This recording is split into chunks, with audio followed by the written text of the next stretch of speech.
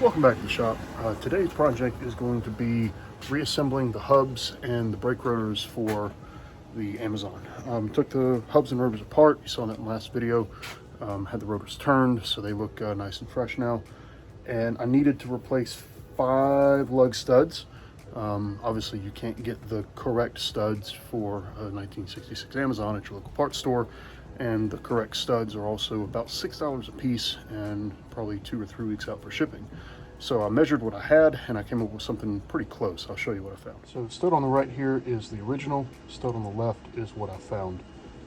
I measured the knurl on this, and the knurl is about 0.635, 636, somewhere in there. The knurl on this is 0.640. They're both 1/2 inch by 20 threads, and the length is the same, and the shoulder is just a tad shorter on this one, but I think it'll be okay because all that really does is locate the hub on the brake rotor. Funny enough, once I actually looked up the application for these, it's like the standard Volvo 140, 240, 260 stud, and also some Dodge stuff as well. So we're going to see how this goes in. If it goes in and everything is concentric, then I'm going to go buy the rest of the parts store has and replace it. So we'll see how that goes too. And while we have everything apart, the bearings actually don't feel too bad. They're definitely old, but I'm going to pull the bearings out, clean them up, and repack them with some fresh grease. New bearings are roughly $50 to $60 a side, so we're going to see how well these clean up before I go spending that money on new bearings. I mean, if I were immediately taking this thing cross country, yeah, I'd put new bearings in it. But there's really no indication just from kind of rolling the wheel around by hand that they're bad. So yeah, we'll just re-grease them and slap them back on the car and roll on these for a while. Well, I skipped ahead a little bit. These are the outer bearings.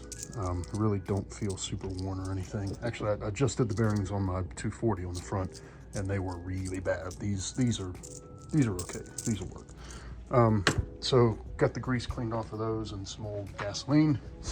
So next up is to pull the rear seal out here, hopefully without tearing it up too bad. It's really just a metal ring on this. And then we can get the bearing out. We'll clean up the inner bearings, we'll clean up all the races and everything again in gas, clean all the rust off of this, and then we'll start putting it back together. Alrighty, I'm only going to film one of these because they're both going to be exactly the same. So first thing to do is to get the bearing retainer off of there. We'll wedge a small wrench in and try and pop that free. Oh, there we go, it's moving. This is going to screw this up a little bit, but I think it'll still be usable. But there we go.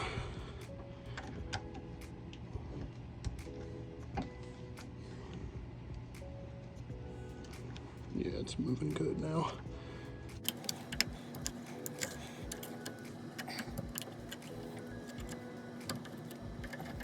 I need to get a little bit bigger wrench. Get a little more leverage under there.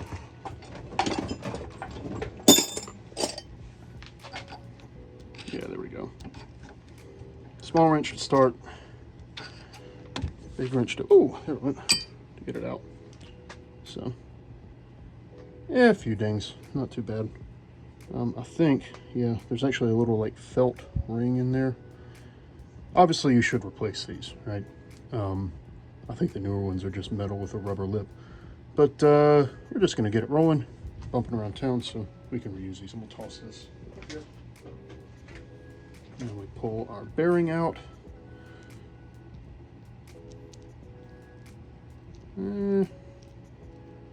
That's okay. It could be better. Could be a lot worse.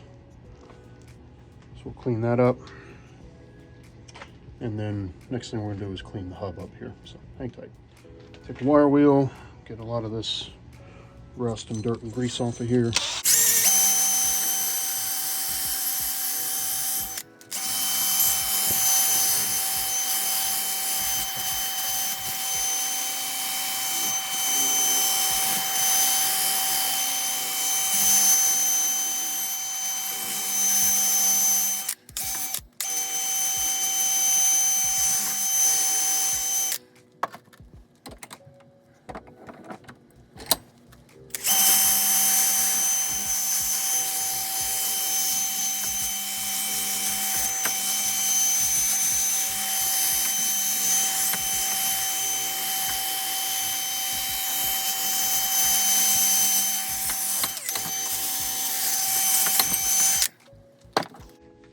enough of the girls I go with.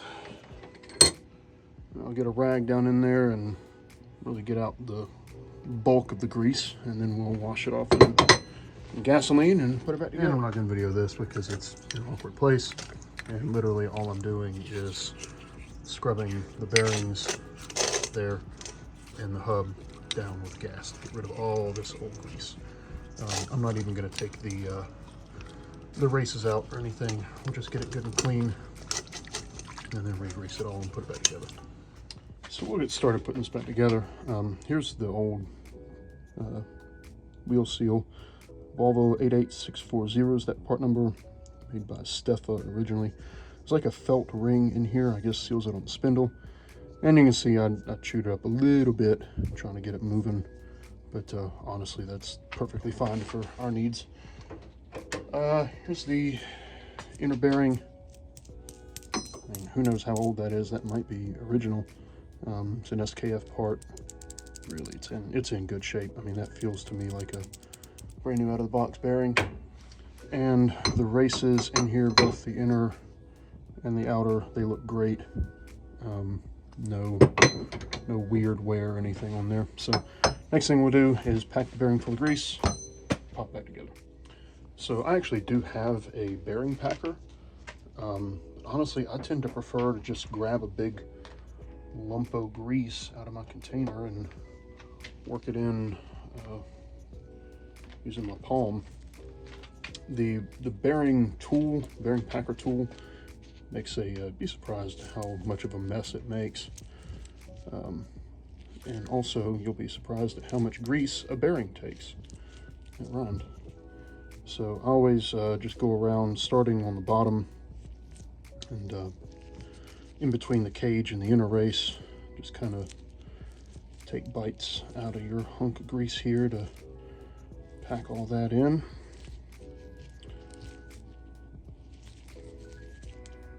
And you want to see it kind of mushing out of the rollers too, which I'm starting to see down towards the bottom.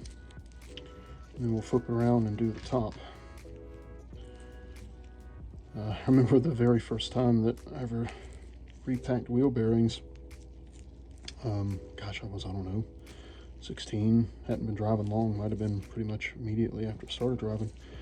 And it was actually before I was on Turbo Brakes, I was on Swede Speed, I think. And I ran across a discussion, about maintenance and the stuff that people forget. And I was young, I was impressionable, and I thought, oh my goodness, who knows when the last time these wheel bearings on this 79 240 were greased was. And so I got all hot and bothered and got in my bonnet about it, and so I started talking to Dad about it.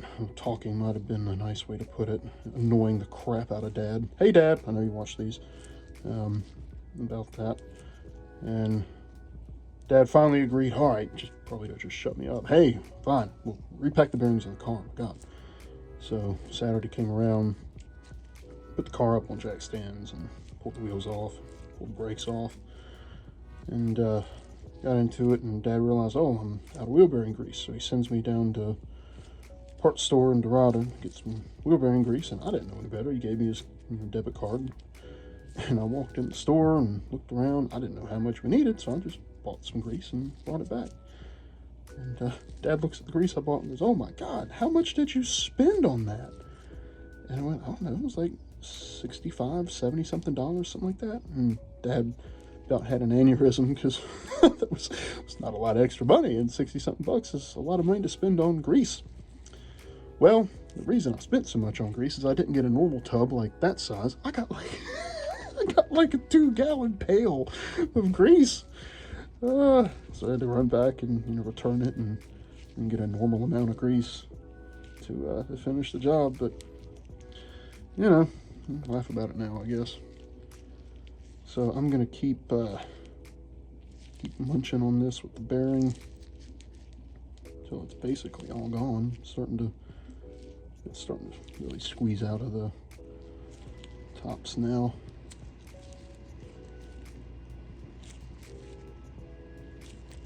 Flip it over, do another round here. And so I mean, a lot of the vast majority of that grease that I started off with in my palm is now actually inside the bearing. Like I said, you'd be surprised how much one of these takes. And yeah, doing it by hand does take a little longer than the tool, but it's less mess to clean up. You just peel the gloves off instead of... It's also less wasteful because there's a lot of grease that gets left in that tool. Probably half of what you use gets stuck in there. So I'll take a little bit from here and just run it around in the race there. A little bit more. I have some red grease, but it kind of dried up. I think I've had it a long time. All right, that's all there is to that. And then drop the bearing in there. Looks good to me. I'm just gonna take and waste not, want not sort of thing, you know. Alrighty, let's peel these gloves off. If I can. There we go. Ow, ouch, that hurt. Ugh. All right, and we'll grab our wheel seal, and we're just gonna tap that in with my little, got this hammer for Christmas when I was like 6 or something. Somehow it's stuck around.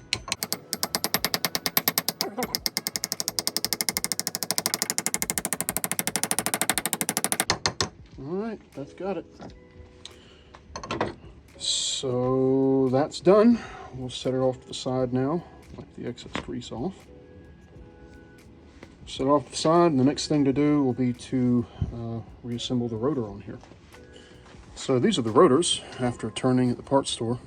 They're not perfect, but again, good enough to get it rolling. And, you know, 15 bucks for resurfacing them certainly beats spending $250 on a new pair. So I'm just going to clean up. This is the mating surface for the hub, so we're just going to clean that up before we press it back together. Ow. Who could have foreseen that? Don't really have a great way to hold this. I mean, I guess I can clamp it like that. It'll be all right. Not much left to film. All right, got some of the rust off of there. If you'll recall,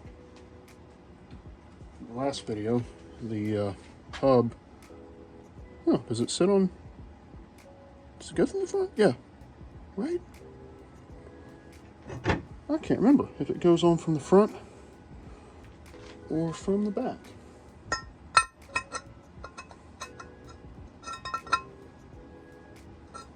I'm gonna have, I think it, yeah, okay, it goes on like this. Yeah. All right. Yeah, it definitely goes on like that. So there's this little lip here, which kind of interfaces with that. So I'm gonna get everything sort of lined up. Tappy tap that together first to sort of hold those in place, and then really the studs do the majority of the work. So yeah, hook this up so it has somewhere to sit.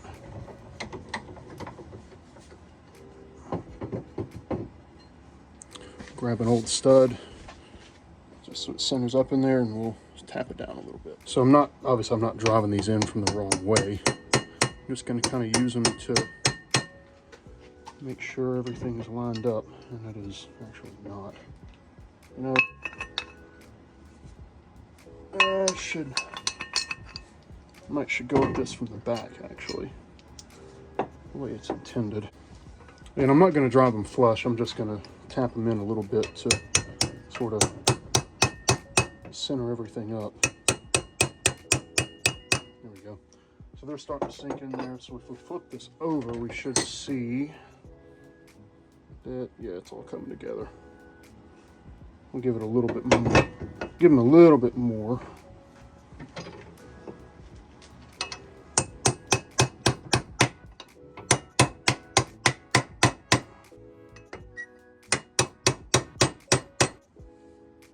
Yeah, that's definitely lined up.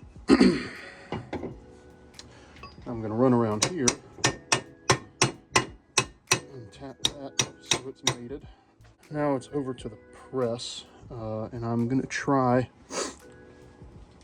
one of our new studs here. Push it in from the back and see how that does. So it's kind of hard to see what I'm doing, but there's a socket underneath here, right there. I've dropped the stud in from the back, and I'm going to use that as a support to press the stud down in there. All right, there's contact. It shouldn't be super hard. I mean, there should definitely be some resistance, but it shouldn't be, you know, I should be cranking on the thing. That's moving very well. And that's it. So let's take a look. See how that did. There we go. So that actually pressed in really nicely. I'm going to go buy the rest of those studs. The originals, you know, the shoulder came up just a hair farther, maybe another millimeter. But the clamping of the lug nut on here is really what's going to keep all that together. But yeah, that looks great. So $2 a piece versus $5 a piece certainly beats that. So all right, run to the parts store, get some more. All right, well, the last one worked well enough, so we went back to the store, got us the remaining 9 out of the box of 10. So we're gonna press these in and go from there.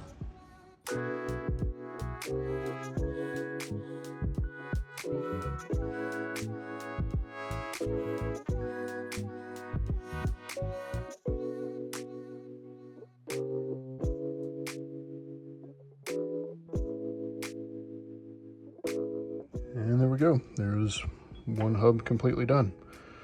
As a bit of a bummer, looks like a stud of the wrong size slipped into the box here. So I'm going to be short one. Without rust? Yeah, except without rust. You're right. Well, there is a tiny dot right there. Oh, well, thanks for noticing that. I appreciate it. Sorry, it's not good enough for you. It's I know, I'm kidding. Come here. All right, come check this out. So I'm making a video too on putting this together. But see this part here? This is called the spindle. So it doesn't turn. It's stuck on the car always, right? There's a thing. But what if you need to take it out? What if it gets really old? Well, if it gets really old, then you can take the bolts out and replace it. But this one's okay, right? So this is called the brake rotor here. And this is the part that spins, right? Okay. You see how the wheel bolts on here? All right, well, inside here are bearings. And the inner part of the bearing, the inside of the bearing doesn't turn, but the middle part does, and it rolls on here, right? This is called a race. Okay. So what? Kind of like a race with cars. Yeah, kind of like a racetrack. Here, you can step over here. No. Don't worry about the cord, it's fine. Just step over here. There you go. Now you can see a little bit better. So. Also, why is there like grease or something there? That's gas, old gasoline, and it does have some grease in it, you're right, because I used it to clean stuff. Because gasoline is what's called a solvent, and it can dissolve some things like old grease, and there was a bunch of old grease on here. Are you videoing? I am, yeah. But hey, so this is going to go on here, Okay. right? And then there's another bearing that's going to go on the outside here, Okay. and then we're going to tighten everything up, and you can help me tighten it up, all right? Okay.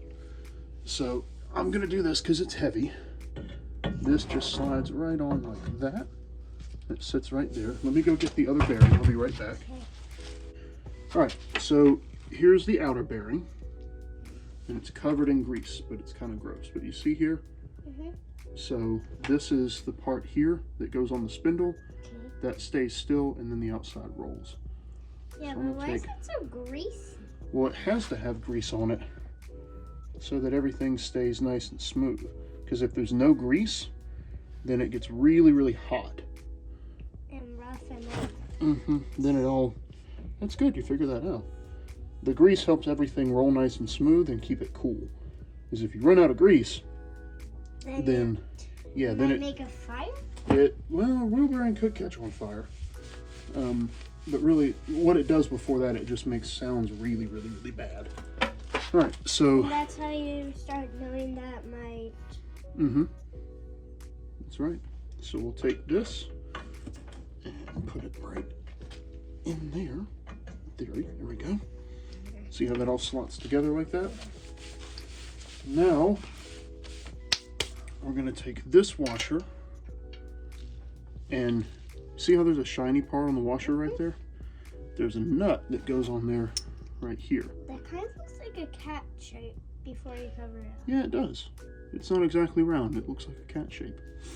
So because we can see this where it's shiny, you know that's where the nut has been. It's called a witness mark. So we're going to put that facing out and slide that on like that. Yeah, it's kind of weird that it looks like a cat. Mm-hmm.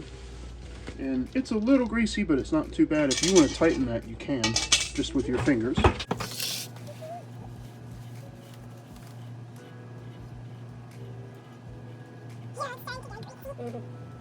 Okay. Now you can wipe your fingers on my pants if you want right there. There you go, because these are old gross look pants. So now, this doesn't have to be very tight, right? Okay. But I want to get everything seated so that it's where it should be before I put the cotter pin in, right? Okay. So what we're going to do is we're going to use this torque wrench and we're going to set it to, let's put it at 50 foot-pounds. Right there. So now, so if you want to stand over here, Okay. we run in front of the camera. Ooh. There we go, good job.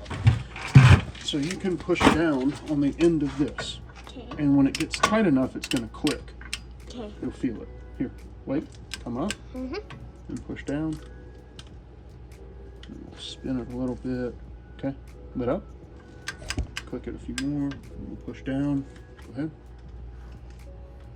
Keep going. Oh, push hard. Okay, lit up. Spin that a little bit. Oh, right there. Did you feel that? Yeah.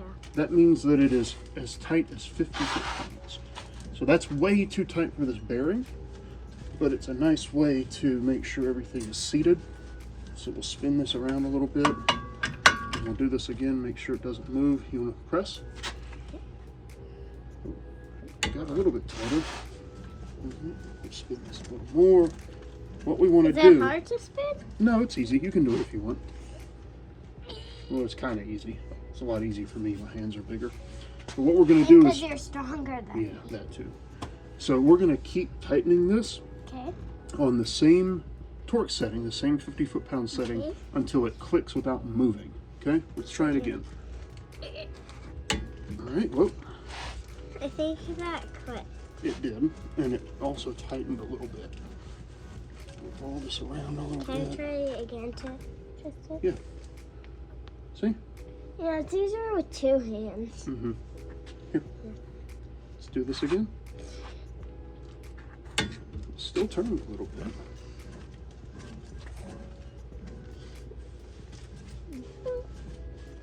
All right, stand up. Watch your head. Let's do it again. All right. I felt that go down after a little. Mm-hmm. Yeah, when it clicks, the handle moves a little bit. One more. It still moves some. Yep. Let's do it again. All right, didn't move that time. All right, but that's way too tight on that nut. Uh-oh. All right, so I'm gonna loosen it just a little bit. Like that. And these are, you just kind of got to have a feel for wheel bearings. So that's about as tight as it can get by hand. But it's hard to see. See how there's a little slot right here? Yeah. Okay. There's a hole through there, and see how there's a little hole, like a cut in the nut too? So this is called a castellated nut. And remember those things that we bought earlier? The cotter pins? Yeah. Yeah. So the cotter pin is going to go through here to keep it from turning and loosening. The thing that I saw popped the balloons? Yeah, those. So these don't need to have a whole bunch of torque on them. Because if they get too tight, then it'll burn up the bearings. Yikes. Yeah, but if it's too loose, then everything rattles and falls off. So Yikes. really, You gotta have it perfect. yeah, and I feel a So- little bit of movement there. I'm gonna, so I can tighten it by hand to right there. I think I'm gonna try and tighten it one more flat, but I'm gonna put this, and we'll turn this down to about 20 foot-pounds. And if this clicks before we get to that next flat, then I'll know it's too tight. But we'll see. Hang on, let me do this.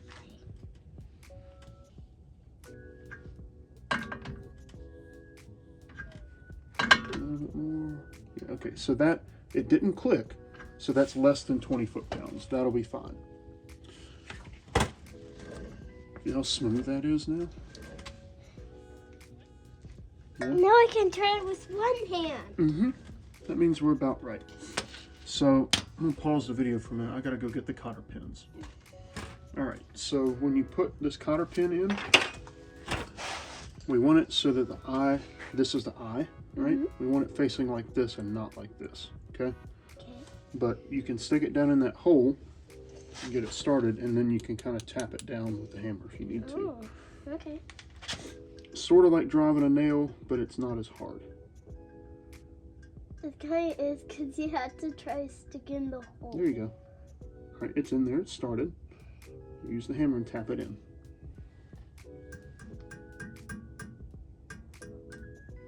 It started It's twisting, that's okay. Just go ahead and push it all the way through. There we go. But it's looking the wrong way. It's all right. I can spin it with this. Oh. Mm-hmm. Here, let me see the hammer. I'm going to finish it off here. That's kind of loud. Yeah, a little bit. And then I'm going to do this because it's a little hard. Then I'm going to take the pliers and bend the bottom. Right. Mm-hmm. Bend one way, and this one the other. And now, even though that nut is not very tight, it can't come off. Can I try spin again? Sure.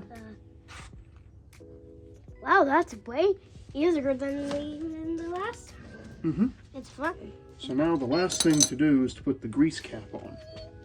This is the grease cap, right? But I haven't cleaned it out yet. So I'm going to clean it out, and then we'll put this on, okay? Okay. All right, now we're going to put the grease cap on. Okay. So it kind of, it should sort of sit on there itself. Yep.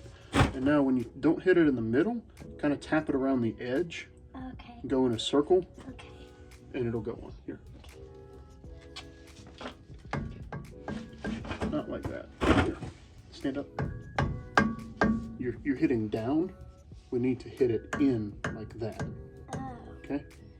Okay. You can stand up a little bit and move there, that angle. That might help. There you go. Yep. Hit it with the top a couple times. Cool. Here, let me finish it off for you. Yeah, see, it's still a little cracked. Yeah, I saw it move. Mm-hmm. Also, is that rust on it? No, that's just dirt. Okay. It's okay. Did you find it in the ground or something? No, I didn't find it in the ground. It was on the car. I could have cleaned it off, I guess, but nobody's ever really going to see that. So it's okay. And it's going to get dirty when I drive it anyway. And that's it. Really? Yeah, we're all done. Bye-bye.